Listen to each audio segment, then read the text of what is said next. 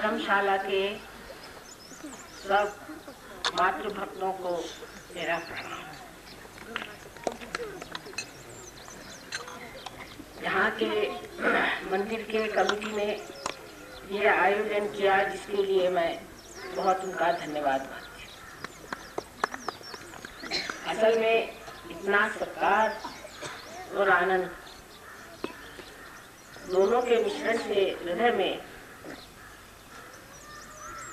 इतनी प्रेम की भावना उमड़ आई है कि वो शब्दों में ढालना मुश्किल हो जाता है।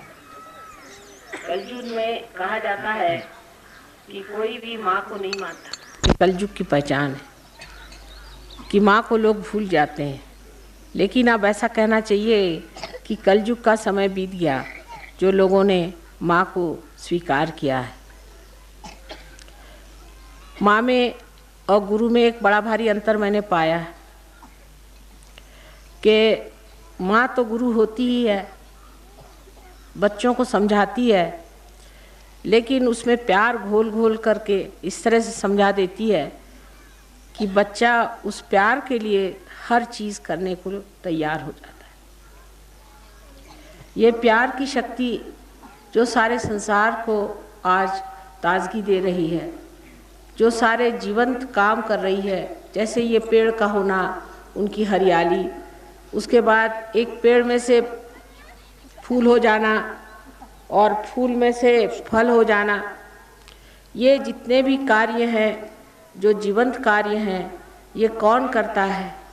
ये सब करने वाली जो शक्ति है वो परमात्मा की प्रेम की शक्ति, उसी को हम आदि शक्ति कहते हैं। परमात्मा तो सिर्फ नज़ारा देखते हैं कि उनकी शक्ति का कार्य कैसे हो रहा है। जब उनको वो कार्य पसंद नहीं आता तो वो आँख मूंद लेते हैं और सारा नज़ारा भी ख़त्म हो जाता है। परवाह तो माँ को करनी पड़ती है कि मेरे बच्चे ठीक से रहें। संसार एक बड़ा सुंदर आलीशान ऐसा विशेष रूप का आदर्श हो कि जिसे देखकर परमात्मा संतुष्ट हो जाए, ये पूरा प्रयत्न होते रहता है।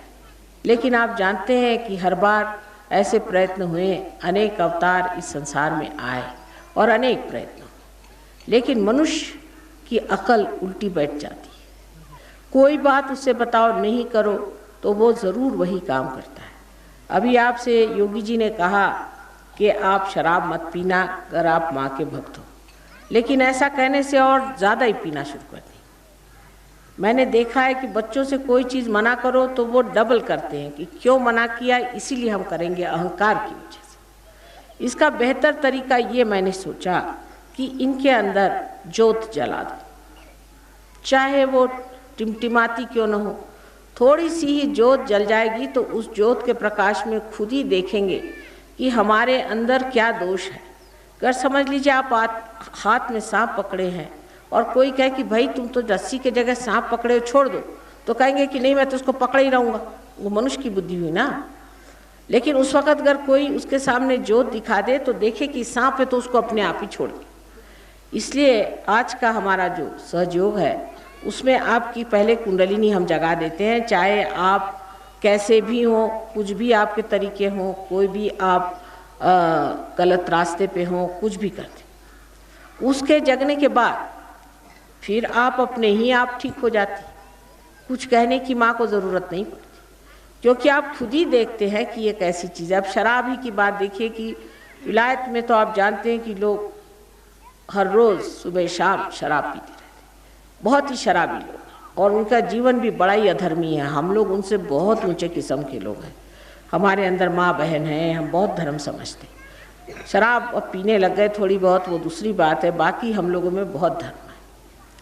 उन लोगों को तक जब उनको जागृति हो जाती है तो वो दूसरे ही दिन सब छोड़ छाड़ के खड़े हो जाते हैं। कुछ मैं उनसे कहती नहीं, मैंने शुरू से कभी ऐसा रवैया ही नहीं रखा कि कहो कि शराब मत पियो, जुआ मत खेलो, नहीं तो आधे लोग ऐसे उठ के चले जाए वहाँ, आधे से ज़्यादा ही। यहाँ तो कम से कम ये हाल नहीं होगा। इसलिए मैं कहती कुछ नहीं, जैसे भी हो बैठे रहो, तुम्हें जागृति मुझे बस देने दो। जागृति देने से उनका अहंकार भी टूटता है और उनके अंदर जो आदतें बैठी हुई हैं वो भी टूट जाती। अपने आप वो आदतें छूट जाने से वो समर्थ हो जाते हैं। असल में बहुत से लोग मन से तो सोचते हैं खराब काम है, लेकिन उसे छोड़ नहीं पाते। उसकी वजह यह है कि कोई आदत पड़ गई। तो एक माँ की दृष्टि यह है कि अब जब बच्चे को आदत पड़ गई तो उसको किस तरह से छुड़ाना चाहिए। उसको डांटने से, फटकारने से, मना करने से तो छूटेगा नहीं। तो किस तरह से एक माँ सोचती कि चलो इसके अंदर एक दीप क्यों न जला दें। इसके अंदर दीप जल गया तो उस दीप में ये स्वयं ही देख लेगा कि जो मैं ये कार्य करता रहा हूँ ये मेरे लिए इतना हानिकारक है, और वो समर्थ हो जाए कि इस हानिकारक चीज़ को वो छोड़ दे, तो फिर कोई सवाल ही नहीं होता। उसको कुछ कहने की ज़रूरत नहीं, उससे कोई झगड़ा मोल लेने की ज़रूरत नहीं, कहते ही साथ वो चीज़ अपने आप ही छूट जाती। ऐसी ही चीज़ होना चाहिए। आज हम उस कगार पर पहुँचे हैं कि अगर हमें आत्मबोध नहीं हुआ, हमने अगर अपने आत्मा को नहीं जाना, तो हमारा सबका सर्वनाश हो सकता है। ये बात बिल्कुल सही है, क्योंकि कलयुग अब पूरी चरम सीमा में पहुँच गया। कुछ तो बीमारी से होगा, बहुत से लोग ऐसे ऐसे बीमारियों में फंस जाएंगे कि उससे बच नहीं पाएंगे। बहुत विध्वंसक चीज़ों से हो सकता है। न जाने कितनी चीज़ें हमने अपने को नष्ट करने की जोड़ ली।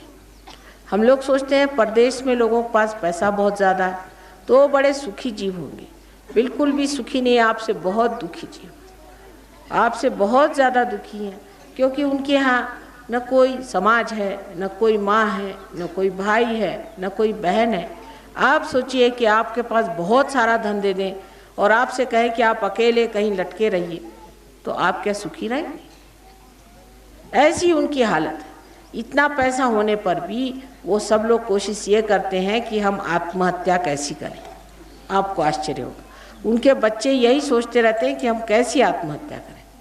तो ये बात हम जो समझते हैं कि पैसा होने से सब हो जाएगा, सो बात नहीं। लेकिन पैसा भी होना चाहिए।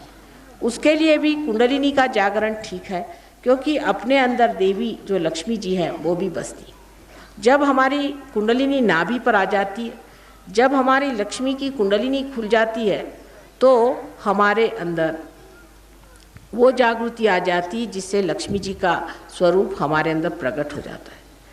अब जिन्होंने सोच के लक्ष्मी जी बनाई वो भी बहुत सोच समझ के बनाई कि लक्ष्मी जी जो होती है, जो लक्ष्मीपति होता है, वो एक माँ स्वरूप होना चाहिए। आजकल तो जिसके पास पैसा आ जाता है वो तो राक्षस स्वरूप हो जाता है। इसका मतलब पैसा पाना लक्ष्मीपति होना नहीं। दूसरे उनके एक हाथ में दान है, एक हाथ में आश्रय है। एक हाथ से वो देती हैं, दूसरे हाथ से लोगों को आश्रय देना चाहिए।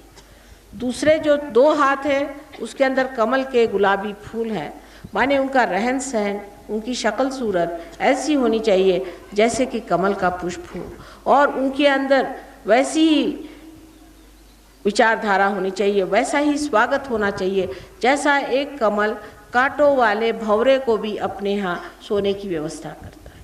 कोई भी मेहमान उसके घर में आए, उसमें कितने भी कांटे हों तो भी उसकी आवभगत करे, उसको आराम दे, वही लक्ष्मीपति है। वो बेचारी इतनी सीधी सरल है कि एक कमल ही पे खड़ी है, उसको कोई और चीज़ की ज़रूरत नहीं।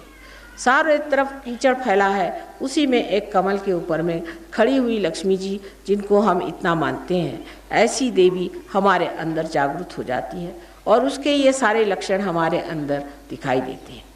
श्री कृष्ण ने साफ साफ कहा था कि जब योग होगा तब मैं तुम्हारा क्षेम करूँगा, पहले योग को साधो।